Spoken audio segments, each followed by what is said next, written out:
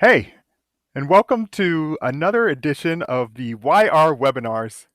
My name is Derek Kearney, and today I'm joined by Corina McCullough Vidal, and also we're joined by Kevin O'Brien from the YR Foundation. Hey y'all, how are you guys doing today? How you doing? Doing all right. Before we get started, I'd like to thank our sponsors. This webinar series is sponsored by Jumping Rivers, and I'd also like to give a special shout out to the DCR ladies who will be joining us tonight. So this series has been running strong for just about a year. And so if you would like to contribute or participate in the series by giving a talk, just give us a shout out or contact us through the chat. So now I'd like to hand the floor over to Corina. Hey you guys, hello Kevin, hello Derek. I really appreciate you guys scheduling this webinar with me. I'm excited to dive into the world of R and how it is used in the world of demography and how they have this very beautiful relationship together. As I've been discovering being in the field of demography and as I've been exploring R as a software package. Good stuff. I'll go mute and let you work away. Awesome.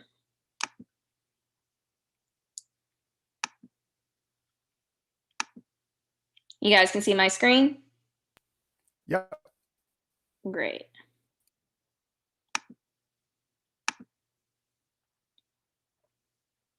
Okay. So this is R in the world of demography.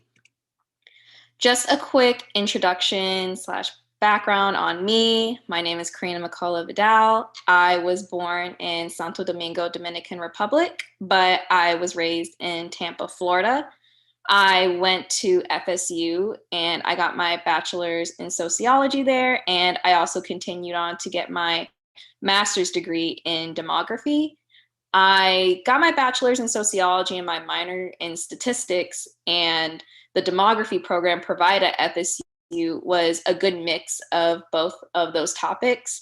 So it was just kind of naturally for me to continue my studies in a field that meshed both interests very well. Also, a lot of jobs in the demography field require an advanced degree.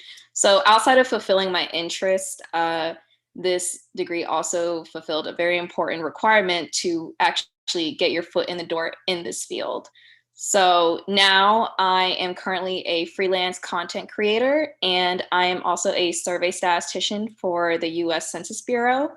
I love demography, and I am really excited to see where the future takes me in this field.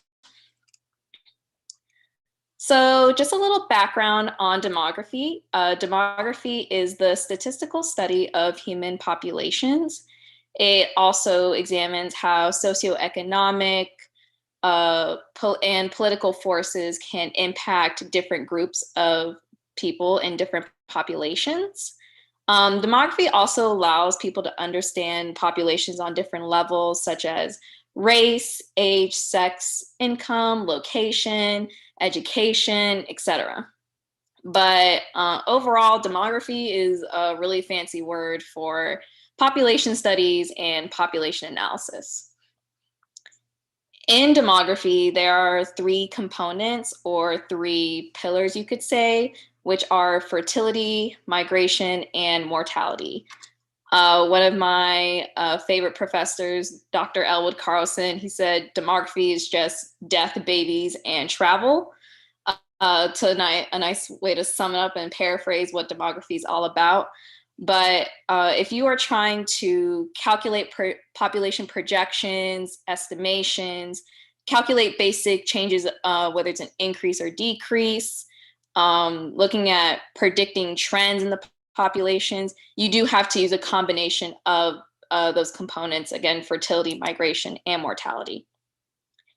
And although demography is a very new field, it can be applied to a lot of different spaces. So it could be applied in epidemiology, it could be applied in audience analytics, it could be applied conducting survey methodology and analysis. And most importantly, it's used and can be used in both the private and public sectors. So how does RStudio get involved? RStudio is great because it's open source and allows programmers to extract and access data from different databases, such as the US Census Bureau, the American Community Survey, or the ACS, which is also part of the US Census Bureau, the UN Population Division, and it allows you to grab data from internet websites via URL. And of course, you can upload data via Excel sheet or CVS file. RStudio allows demographers to conduct statistical and data analysis, perform data management, and produce advanced data visualizations all in one platform. And of course, since it is open source, it's free and very accessible, which is always amazing, especially if you are trying to get into coding or do any type of programming. It's always nice to know that you just need the internet just to access it. But overall, RStudio is a very helpful tool to extract, visualize, and understand population data. Okay. And now I'm going to open up RStudio. So this is RStudio. This is what I typically use whenever I am extracting data or creating data visualizations. Some of the main packages that I use, especially for extracting census and ACS data, is Tidyverse, Tidycensus, and US Map. I use the US Map to plot data visualization onto, of course, the map of the United States. You can also do the same thing with ggplot, but over time, exploring the different ways I can plot this type of data, I found that plot US Map through the US Map package is the best for me personally. So before you even want to try to access census data or ACS data, you have to get a census API key. It's very quick and easy. You just go to the US Census website, type in also census API key. You just give them your email and they send it over to you, and you can get your API key. These surveys, they have thousands of variables, and they have very specific and intricate names for each of these variables. So a good way to see which type of variables you're going to be looking into is you can load the variables, and you just type in load underscore variables, type in the year, type in the type of survey you're going to be looking into. For this example, I'm going to be looking into the American Community Survey 5-year estimates, and then cash equals true. And then you just run that real quick.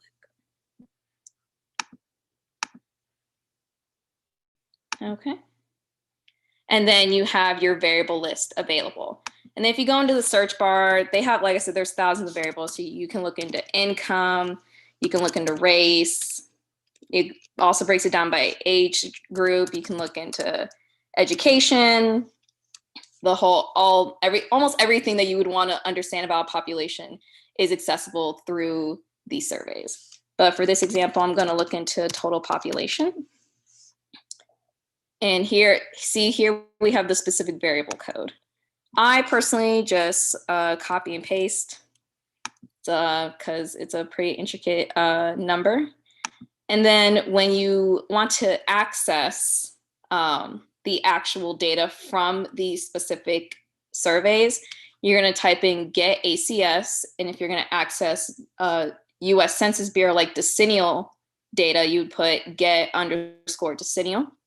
You type in your geography. I'm going to start off with a state level data visualization first. And similar to when you load variables, you're going to type in the type of survey, again, the ACS 5-year estimates, the year, the type of variable, which we had is the total population, and then output equals Y. And then you just run that. And this is our total population data frame. We have the GeoID, we have the name of the states, and then we have the total population as of the 2019 ACS estimates. And then going down, you can go into plot US maps. When you're working with plot US maps, you have to specify what level of data you're going to be looking at. So since we're going to be looking at states, we're going to put in states. You load your data frame, you include your value or your variable that you will be using. And then also an interesting thing is the size. So I learned that size controls the border thickness of the geography that you're looking into. This is more useful for when I'm looking into county level data because there's really, really minuscule counties, and sometimes the line thickness can impact where you can see those counties, and it can impact how visible the data is. Then another thing I love about Plot US Map is you can change the colors of the data that you're working with. So I put the higher the population is going to be a medium blue, and then the lower the population is going to be a white. RStudio has a lot of amazing palettes, and if you want to look into some really cool ones, the Varieties package has some pretty interesting color scales. They include the name, that's going to be the title of the legend, the population size, and if you want to play with the limits and the breaks of the legend, you can do that as well. It's very easy to manipulate, especially with Plot US Map.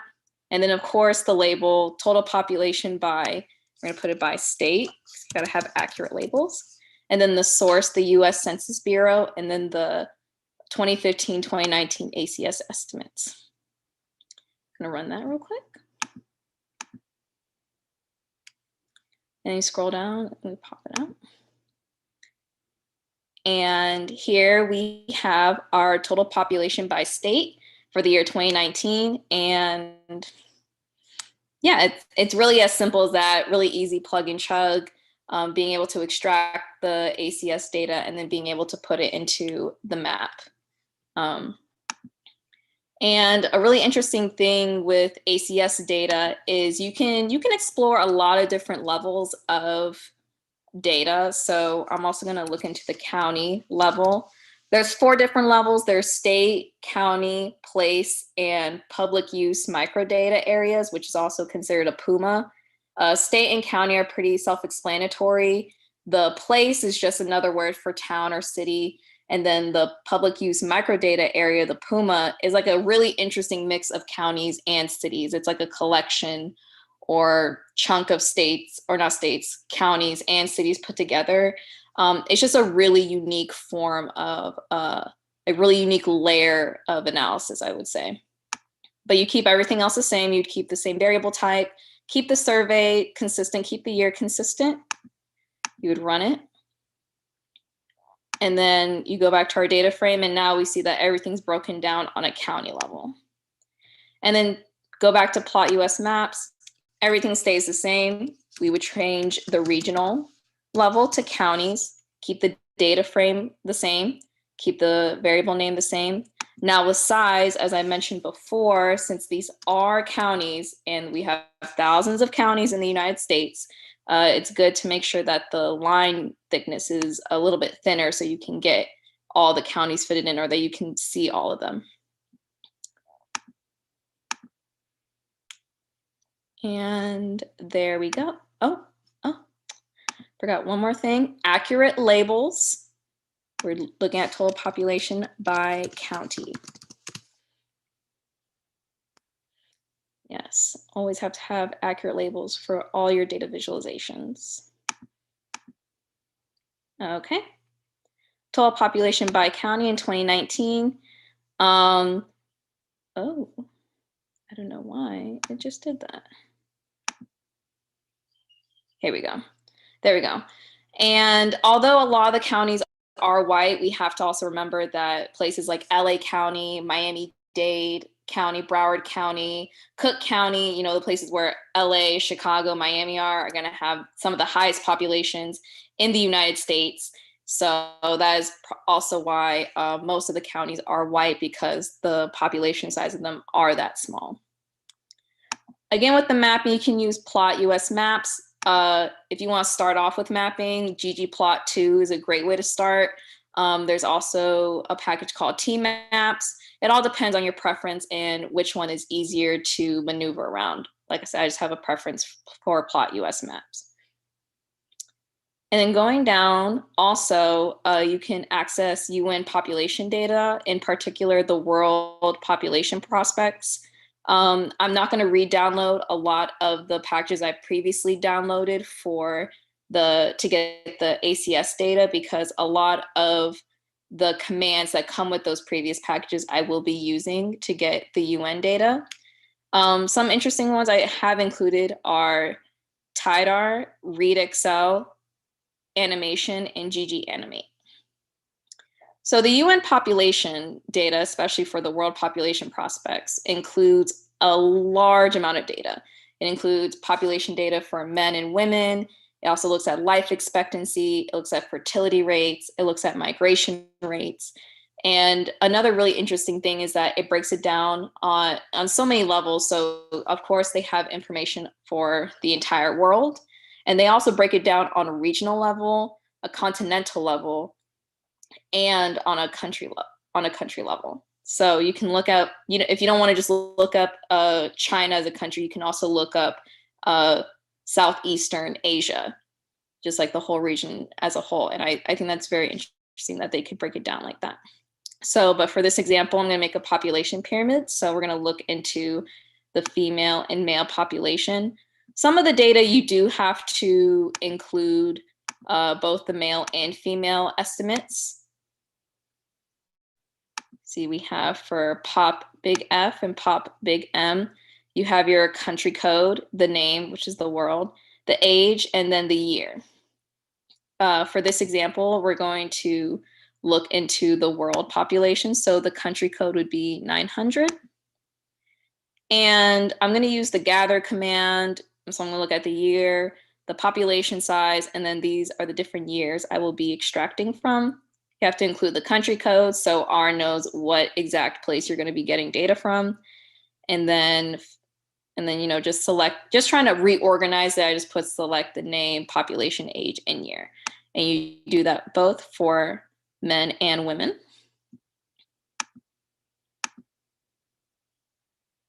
Okay, so then we have pop little f and pop big F, or little m. And so we have the name, the male population, the age, and the year. Something to note about UN data is they do it by the thousands. So although we see this number, which is 172,419.832, it will actually be read as 172,419,832. This is an important note for when we have to make our labels for the population pyramid. So I personally just like to put my data into an Excel file because I like to nitpick and make sure I have all the numbers, and just like to pre-edit before putting it back into R. So I have my I have my Excel sheet included. And for this example, we're going to look into the year 2020. We're going to filter the year and the selected year, which is 2020. And we're going to mutate and manipulate the data so that when it is time to make the official population pyramid, it will be easy to kind of make that mirroring effect where it has males on one side and females on the other. A lot of this code is very accessible. You can go on Stack Flow or Stack Overflow, GitHub. There's a wide variety of resources to get this data. So we're going to look at pop. Oh, yes. So we see that there's gender, which is females. There's the age group, there's the year, and then there's the population. I forgot to change the name, so excuse me for that. And then we're going to go into ggplot to make the actual population pyramid itself. Since it's a mirrored bar graph, you would kind of create, you would use the same steps that you would to create a regular bar graph, but then you're going to use a chord flip, which will make that mirroring effect. So you include, regular x-axis, age group, the population is on the y-axis, and then you fill it in by sex. And then, you include the bar graphs for male and females. And then this is where it kind of gets interesting for the scale Y continuous. This is where your labels will come in. And so I put the limits as 400,000 just so when the population pyramid is created, I'm not going to be too concerned that I don't have enough space or that a bar is going to be missing, because I have ran into the issue that if you don't put a wide enough limit, the bar will not show up in the data visualization. And when you are making when you're making your break sequences, that will also determine how many labels you will have. So I put 400,000, and for every 100,000, there's going to be a break sequence. So that translates into having 4 labels on each side. So if I put 500,000 with break sequences every 100,000, I would have to put 5 labels on each side. So your break sequences are basically your limits divided by where you want your breaks are. So 400,000 divided by 100,000 is 4. So I will have 4 labels on each side. Then chord flip, that will create the mirroring effect of a traditional population pyramid. And then, we'll have our title, selected year, then population in the world, and then, include the different colors you want. R has a lot of colors, so you could do red and orange, blue and green, black and pink. It has a lot of colors that you could play around with, but I decided just to do a standard magenta and blue for males and females.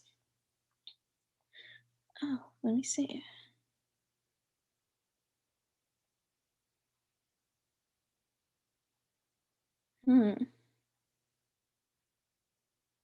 Oh, sorry. Did not run the top of my code. My bad.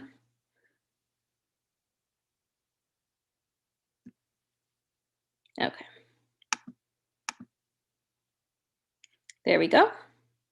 And we have our standard population pyramid for the year 2020 in the world. And it's a pretty big population pyramid. It's pretty big at the bottom, little at the top. So that means the world on average is still relatively young.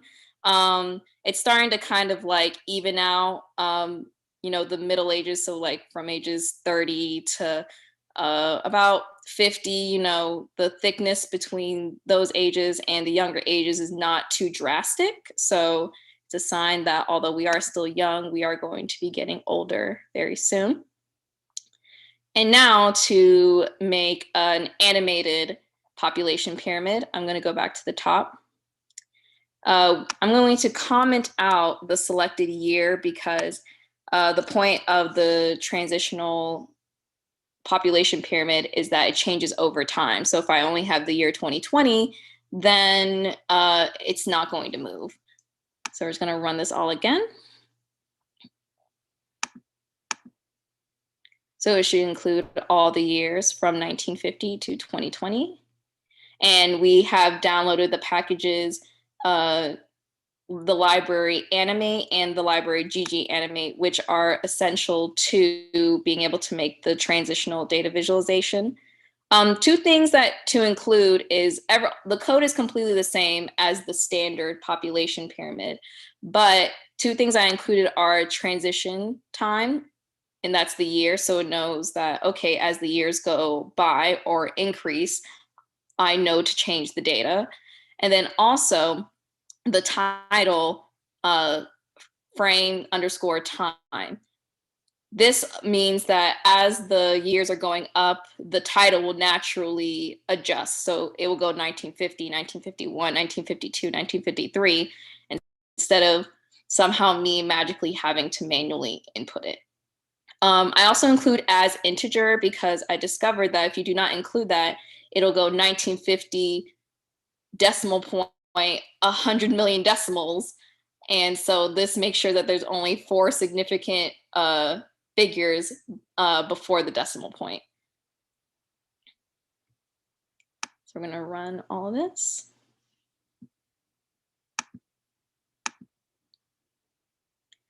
GG Animate sometimes takes a minute or two to actually run, so just bear with me a little bit. It's it's not a lot of data, but sometimes RStudio does take a moment in time just to get all the data, actually do the commands that the code is asking it to do, and putting it in a nice format, just so that is visually appealing to the audience or me personally as the content creator before I post it.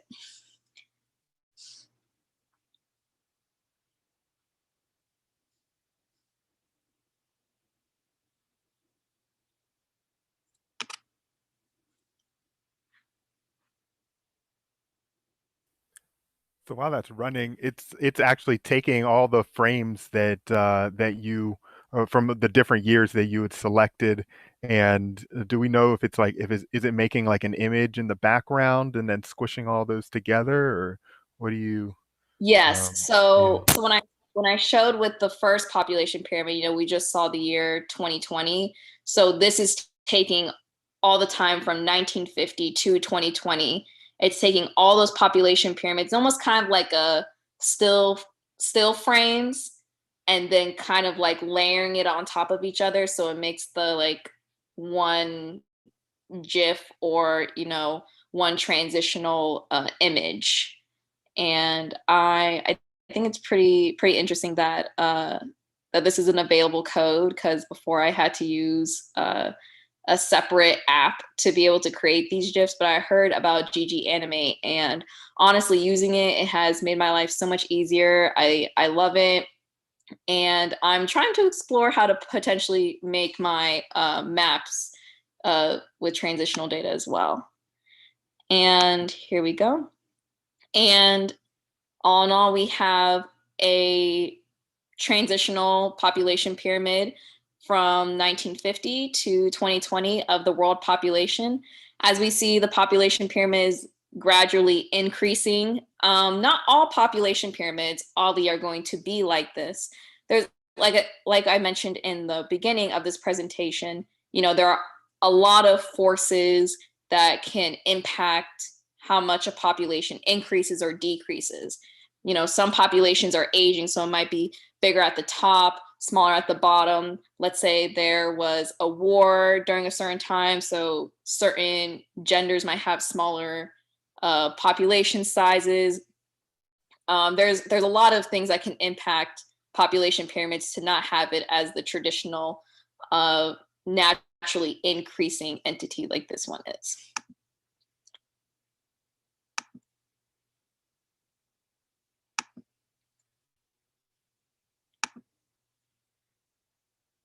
So in summary, you can use RStudio to get US Census Bureau data, ACS data, UN population data, and so much more, and through RStudio. And you can use this information for your job. You can use it for content creation like I do. And you can use it to feed your personal curiosity to understand and explore different populations overall. And thank you again. My name is Corina McCullough Vidal. If you would like to look more at my content creation, you can go on my Twitter at Demography 101. That's at DEMOGRAPHY 101. I regularly do my posts, and it's primarily through RStudio. And even though I'm relatively new to RStudio, I am very excited to see where it will take me in the future and the different packages that I'm going to tap into and explore. So thank you for your time. Thank you for presenting about the demography and how you're using R and RStudio in order to make the animations. I find that there's something special about when you can take, like you showed how you can create like a static image of one thing, and then how it makes it a little more real once you get an animation of it. Yeah.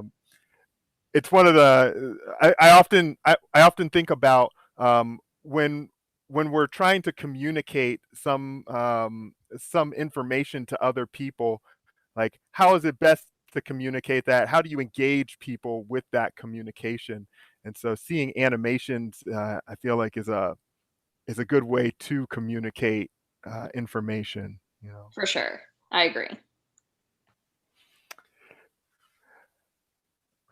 All right, so it sounded like these things, population pyramids, were. It's like it's something that's common in demography. Can you tell us a little bit more about how people use population pyramids? Is it kind of like the de facto kind of structure that people use for showing differences between either sexes or age or something like that? How yeah how Yeah, for sure. So population pyramids, they like you said, is kind of like a de facto representation that we go to understand populations. Because as I mentioned before, the three pillars, migration, fertility, and mortality, a population pyramid can, represent those things. How much people have moved away from a country can impact a population pyramid. Increased or decreased fertility rates can impact the shape. High mortality rates can also impact the shape.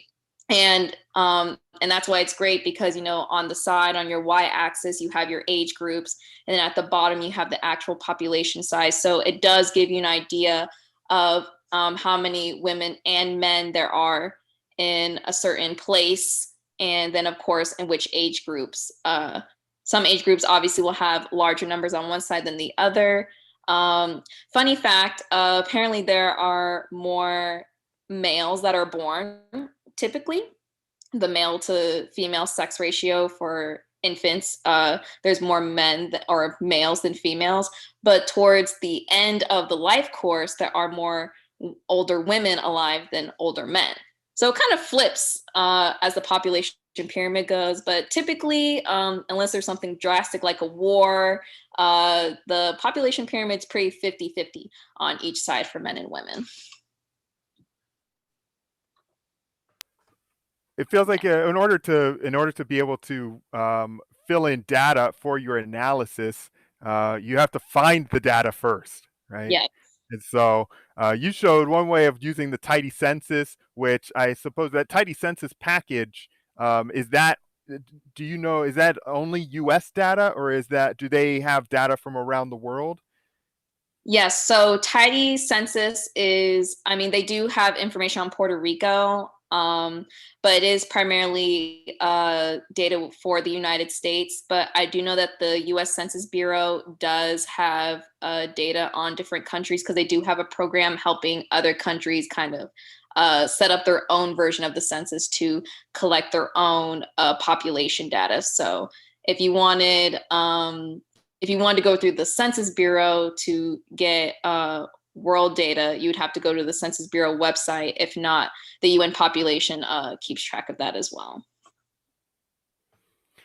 Are there another question about how to find data? Are there certain data sets that you've found it was easy to find across countries or even like across regions of the United States? And are there certain data sets where you say, hey, this is actually really hard to find? Like what kinds of things would you say are like difficult to find in data sets?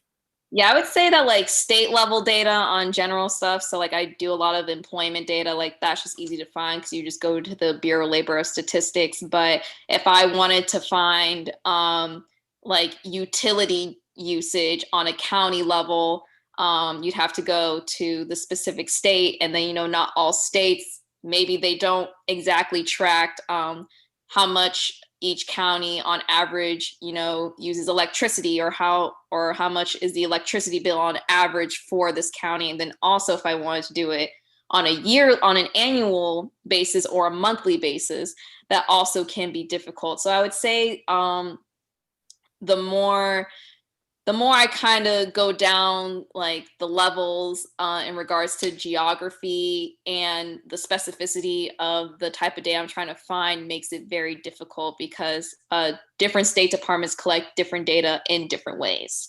But like I said, like state level unemployment data, you just go to the BLS website. They have an annual report every year, and you just get the data and you go home. So, yeah. I know years ago when I was working with another group, they would some of the more seasoned professionals in that group would tell me what I consider kind of horror stories of ways of scraping data, which involved, they would say, oh well, the data was only available in a paper, in a PDF. And maybe if you wanted to, you're talking about like XY charts, and if you wanted to get the data, you would have to go into that little XY chart in the on the paper that you printed out or whatever, and do the measurements yourself to try to figure out, okay, what data was the person trying to share with you, and then maybe like, can you reproduce that data? But it seems like now there's a lot of opportunities to find data in different places. We talked about the Tidy Census package, which this is my first experience with hearing about that and dealing with that. It seems like I guess there's also like other APIs available. Like behind the scenes, it sounds like Tidy Census is some kind of API service that's being offered by maybe the U.S. government or something. Yeah. And so you mentioned you had to get an API key for it, right? Yes. And so for something similar, I was scraping some data off of the data.gov website, which is another U.S. Government data website, and I also had to get an API key. So when you mentioned that, felt very familiar to me. I'm like, oh yeah, got to go get the API key, and then you can put it in that package. So it sounds like Tidy Census, they're wrapping up some API calls that allow the user to explore data that's provided in some databases somewhere, right? Yeah, exactly. And as you mentioned, a lot of places more often than not require an API key. If not, like I said, sometimes I just look at the PDF and put the data into Excel sheets, or as you mentioned, you have to get like a little microscopic ruler and see where exactly the X and Y axes fall. If you don't have an API key, you have to, kind of do it from scratch that way. So, but yeah, there's definitely are more out there, and I need to do a little bit more exploring, because I love plotting data on the US, but there's a large plethora of data, more wider than just what the UN population packages are providing. So just actually on that point, Priya Roshan just chimed in on the chat there, just to say that the IPUMS has a lot of data for other countries. So thank you, Priya, for adding that in there. Yes, I will definitely. I just wanted to chime in. Oh yeah, I will definitely be in those comments. Yeah, Ellen Warren also just chimed in. The human mortality database is good for international data also. Oh, okay, great.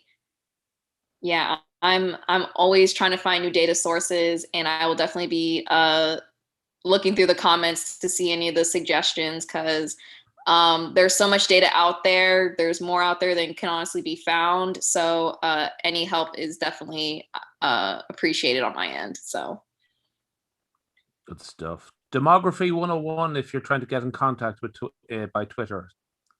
That's right. Yes. Just Ellen has just chimed in again just to say, and there's a package for accessing the APIs. Oh, great. So, awesome. Sorry, Derek, you were in a flow there. I'm after. No, that's good information, because that was one of my questions. Now, I don't really have a background in demography, but it really feels like in order to do demography, in order to do a lot of data science, you need access to data. And so it seems like the first step is always, how do I get access to the data? Yeah. So hearing about all these packages, it was actually one of my questions was, do you know of like other packages? Like, I guess the question was, is data being kind of collected inside of our packages? So are people like, do you just like install our package locally and you have access to the data, or is it more like Tidy Census where people are providing a, a way to, like, an R wrapper around a set of APIs, so that so the data is being held over on somebody else's database, and you can access the data through Yeah. there. I really think it just depends on the source. So like we saw with the UN population data, it's more than just regular standard how many men and women are in this country. You can look into fertility rates, mortality rates, life expectancy rates, migration rates. And, as you mentioned before with the census, you can get similar information, but you have to have that API key to access that database. So I think it really depends on the package and the way that the data source is set up. Switching over to the animations, it's so this is also my first time experiencing GG Animate, so I'm really excited about that. It looked like when you were writing the code, it looked like you had a regular GG plot. You had like all your regular GG plot code, but then there were just a couple of like GG Animate function calls or pieces that you were adding in to the regular flow of GG plot. Is that how GG Animate works? Or? From what I found, and especially in particular for the population pyramids, those were the two extra components I had to include. For the transition time was more essential than, the label of the years changing. I mean, labels are important, but the main thing is that the data knows that as the years increase or change, so does the data that is associated with those years. So that's one of the main key components. And then of course, the as integer time command, that's just to make the graph look pretty, like, oh, as this is going on, this is what year it's going to be associated with. With the okay, so when you created those animations, we saw you popped them out of the RStudio IDE. Are those like animated GIFs that Yeah. Okay. Yeah, So you can go ahead.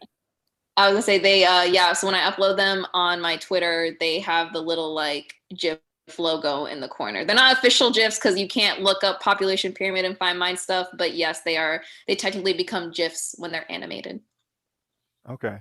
Yeah. So that means that you can take it like straight out of what was produced. It saves it on disk, I guess, and you can put it in your Twitter, throw it into another report, or somehow share it on the web, because it feels like that's a web-friendly format for that. How did you get involved with demography? Like, where does that start off? I'm not gonna lie, like many college students, I was jumping around majors and I ended up in sociology. I took a few sociology classes and I really enjoyed them. And I was talking to my advisor and I was like, I really enjoy looking at social trends and like looking at like social tendencies. And she's like, what would be good for you?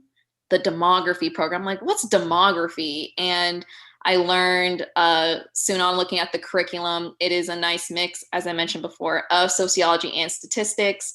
Because I learned about the program, I saw that they had a big stats background, or it was heavy based in statistics. So that's why I started taking statistics courses. But overall, like it combines the two really, really well. I feel like demography gives you the contextual data and the numeric data, and really explains and shows what's going on in these different populations and why. So when people are studying demography, is there like a history component into it as well? Because it seems like once you've kind of collected the data, you're looking at the data. My next question would be, why did that happen? Like if you're looking at population pyramids over time and you see these things like dip or like somehow expand or something, you're like, what happened at that time in history, or what was happening in that region?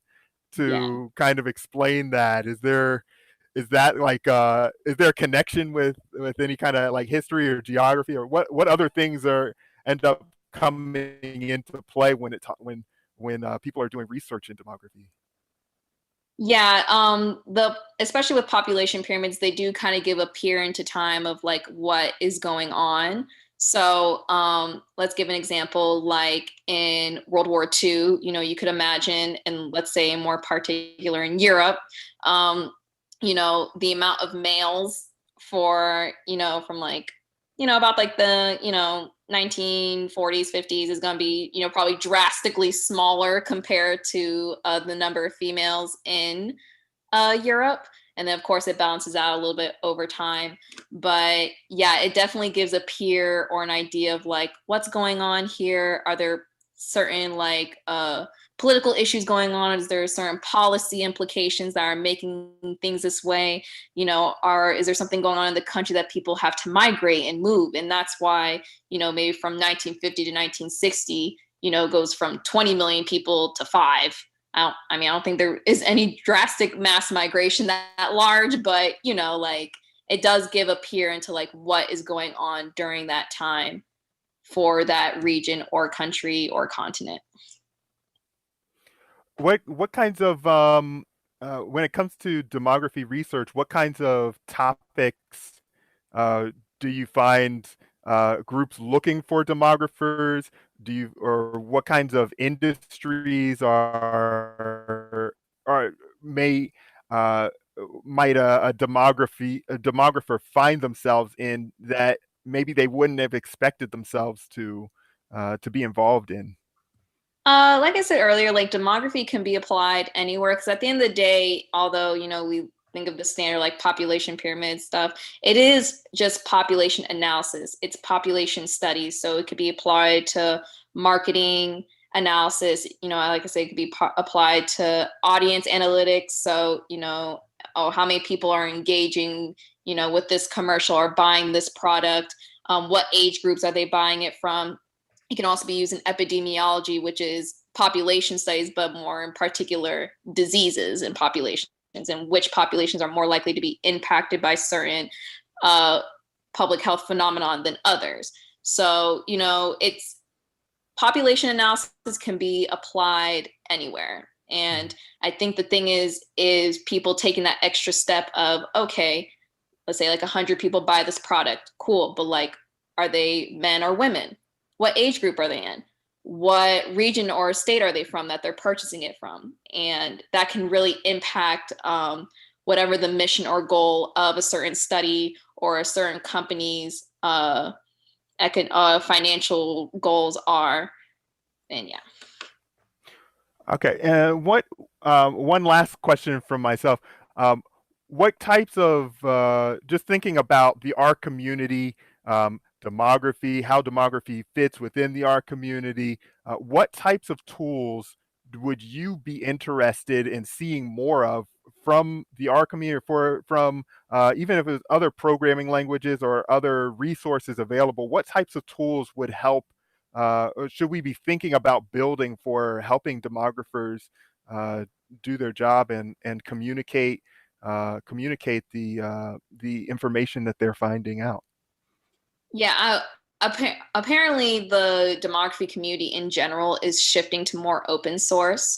So going into R and Python, that's becoming more popular. And that's part of the reason why in my program in particular, we had to take a few courses in R so that we did get exposure because it is something that is going to be used more regularly. I feel like in the demography community, sticking with open source is the best because it's free. There's a lot of resources online to get all the help you need for any type of visualizations, finding the data that you need, and doing the type of analysis that you want. I think, also just exploring more packages that are out there, and then also maybe creating more packages that are easier to access these more difficult data sources that we could find more useful and more effective in whatever we're trying to study or find out about a particular population in general. Yeah, I know for myself, when we were talking about GG animating differences in the information over time, it really reminded me of these time series analysis. Yeah. And I was wondering, I was just kind of in the back of my head, like that's another area where I don't know a lot about, but it feels like there might be some kind of connection between between demography and time series, and maybe doing some analysis over time series, or maybe being able to project into the future to say like what should we expect, based off of some kind of model. Yeah, for sure. And demography has a heavy stats background incorporated into it. So as you mentioned, time series, maybe using GG Animate to, create those visualizations for the data over time in general, and then making those estimations and projections would also be important. It could be very, doable since it is so heavy based in stats. And there are some standard equations that people use that it could be plausible to visualize those increases, decreases, projections, and so on. All right. Hey, Kevin, do you have any questions coming in from the chat, or Two more questions you have? questions, actually. I was going to ask one about audience analytics myself, actually, but you sort of covered that there. Ellen Waring, congratulations, or nice on the presentation. Are you sharing your code somewhere? I feel like we could have undergrads use these approaches. So Yes. I do have a GitHub. I am working on posting my code there soon, because a lot of the content creation that I use the same code. I just use different data sources, or I might tweak some things in the legend, but I pretty much use the same code for all my visualizations. So I am working on that. I just created my GitHub. So within the next few weeks, I should be able to get all my skeleton code up. So. Another question from Priya Roshan. This is more about teaching. Do you or anyone have ideas about how to teach with R to college students who have considerable difficulty with quantitative reasoning and computer literacy? So this sort of is more about teaching with R and sort of in a college environment. I don't know if you have a background in that, but maybe you have some thoughts on that. No, I mean, I took a really good population data class with one of my professors, Dr. Matt Hauer at FSU. And it was a very nice, slow introduction of just background information of the data sources that we were using, and kind of nice little baby steps on running kind of each line of code and just getting more comfortable with the software. But ultimately, any type of software, it just takes a lot of discipline and repetitive coding to get useful and comfortable with. So just taking that time to learn it and making sure you give yourself just good stepping stones and good milestones to go by will definitely help you get more comfortable with the coding software and the different commands associated with it. Good stuff. Just actually out of curiosity, what was your own journey like with R when you started with R? So you sort of, you obviously had a bit of a background or a good start at it, with a couple of college courses. But what was your first impressions like? Yeah, so I got my coding or my introduction to coding through SAS. And so when I got introduced to R, there are unfortunately more differences than similarities between the two codes, since it is more open sourced. So in the beginning, I did have a difficult time with R, but since I had already mastered and become familiar with one language, being able to take the time needed to get familiar with another one was a lot simpler for me in regards to the process of okay, I know I have to run this code, play with these packages to get more familiar, and so that it can become secondhand nature. But my first introduction was not the best. I actually took a second class in R so that I could kind of solidify my comfortability in it. And now I'm at a point where I just kind of come up with an idea, try to find a package, try to find the code, and then I just kind of play around and tweak with it until it works. So a lot of trial and error. Good stuff. That's it from me. I'll hand you back to Derek there. All right. Well, I really appreciate you coming on and sharing this information about demography, how to create codes, how to use the GG Animate package. We got a taste of the Tidy Census package and the US Map Set package, all in the same project. So that's quite a combination of 3 packages that I had not previously used. So I'm excited to try out the code once you get it up into GitHub. Yeah, for sure. So thank you for coming on the YR webinar series. If anybody else out there is interested in giving a talk about something awesome that you've done, get in contact with us. Throw us a note in the chat, and we'll get back to you. So with that, we thank everybody for joining us. Thank you. Bye. Have a good one. I'm going to leave it there and end stream.